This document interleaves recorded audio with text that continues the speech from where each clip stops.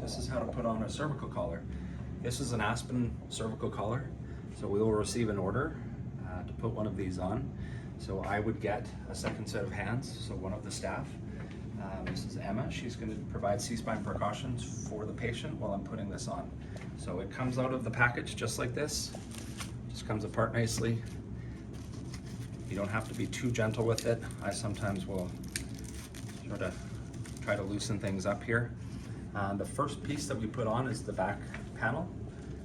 As you can see there, there's a Velcro, so we want to make sure that we get it right side up, not upside down, correct? So if you just look at the wording on the side.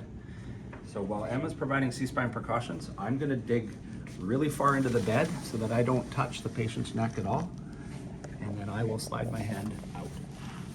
Now, in order to make sure I've got it on properly or in the middle or midline, I might just adjust it, look over top of the patient, that the straps are equal on both sides.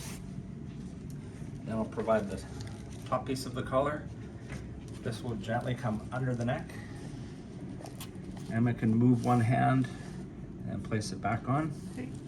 Once this is on, I know that the patient's safe because their head's not going to be able to turn. And then I just bring the Velcro straps up accordingly. Come back here. There we go. Now that looks pretty good. Now this notch here, if we get right here, we don't have good coverage around the jawline, around the mandible. So I can adjust this up one notch, possibly two.